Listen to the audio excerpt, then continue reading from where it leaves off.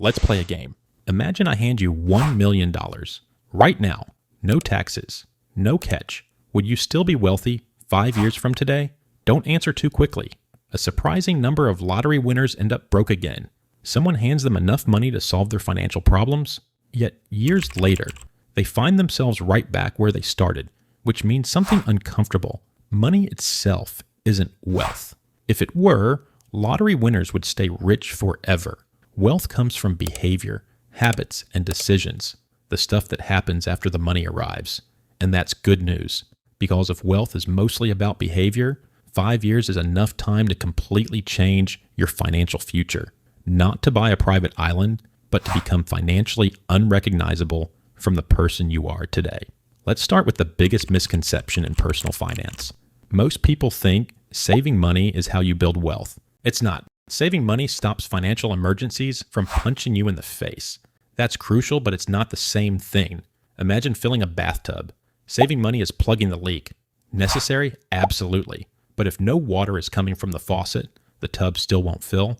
Yet millions spend all their energy trying to save their way into a better life, driving across town to save $3 while ignoring opportunities that could increase their income by thousands. Your greatest financial asset isn't your savings account. It's your ability to earn more in the future than you earn today. Imagine two people earning $60,000 a year. One becomes obsessed with cutting expenses.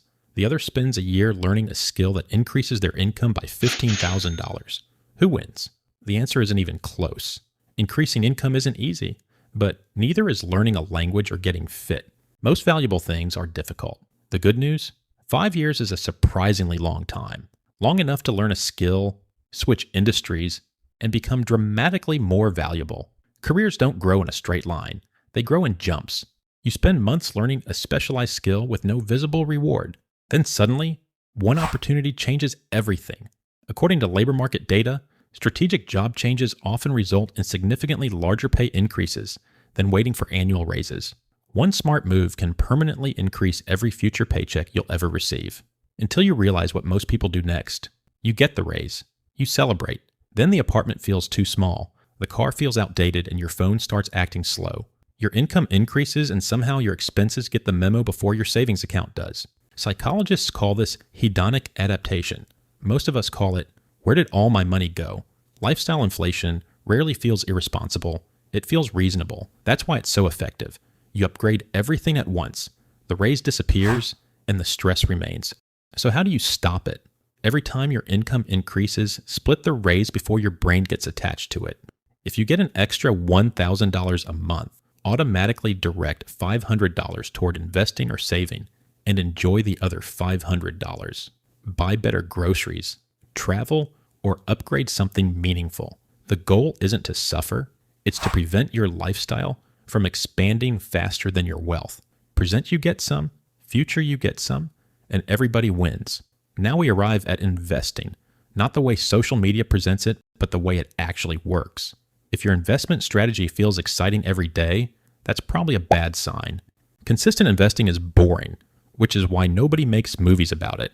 Yet, historically, diversified stock market investing has been one of the most effective wealth building tools available because it compounds slowly and quietly. We live in a world obsessed with instant feedback. Investing doesn't work like that. Often, the most productive thing you can do is nothing, which brings us to the biggest financial upgrade you'll ever make. It won't happen inside your investment account. It'll happen inside your head. Phrases like, I'm just bad with money, or investing is for experts, sound harmless, but they are identities. Your brain loves proving itself right. Tell yourself you're bad with money, and every impulse purchase becomes proof. Instead, introduce yourself as someone who builds wealth. One is a destination, the other is a habit. Wealthy people aren't born making perfect financial decisions. They just make slightly better decisions more often than everyone else. Shift your identity, and your habits will follow. Let me tell you a quick story about a friend of mine. We'll call him Alex. He used to think he had an income problem. Every month followed the same routine: payday, bills, groceries, a dinner out, Amazon packages, then waiting for the next paycheck. One evening he said, I feel like I'm working harder every year, but standing in the exact same place. So Alex stopped asking, how do I get rich? and started asking one simple question. What's one decision future Alex would thank me for? Buying another gadget? Today, Alex, learning a certification for a better job? Future Alex, automatic investing on payday. Future Alex, there were no crypto jackpots or Lamborghinis, just ordinary decisions repeated long enough that they stopped feeling like effort. Around year 3, money stopped feeling fragile. Unexpected expenses still showed up, but they stopped being emergencies. His money had started getting ahead of life. That's when I realized what wealth actually buys. Wealth doesn't just buy luxury, it buys options. The option to leave a toxic job, move closer to family, take time off after burnout, or start a business without fearing you'll lose your apartment.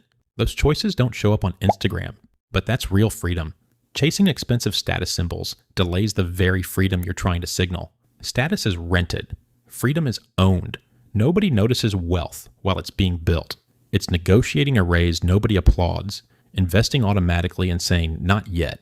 Then one day people look at your life and say, you got lucky, as if consistency and all those invisible Tuesdays didn't exist. Every financial decision you make is a vote.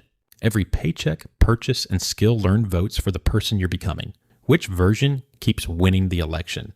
The one chasing short-term comfort or the one quietly building long-term freedom? Conclusion. If I handed you $1 million today, it might change your life, but it wouldn't change your habits. Eventually, your habits would decide what happened to the money. 5 years are coming anyway. The only difference is who arrives at the end of them. Someone who kept waiting for the perfect time, or someone who quietly started building. Wealth isn't built in one heroic moment. It's built brick by brick, decision by decision.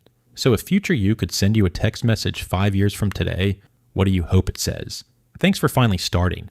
Or I wish you had. If this video gave you a fresh perspective, consider subscribing. Every week, we break down personal finance and investing without the hype. Just practical strategies that stand the test of time.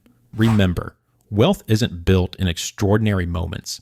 It's built in ordinary moments repeated long enough that they become extraordinary.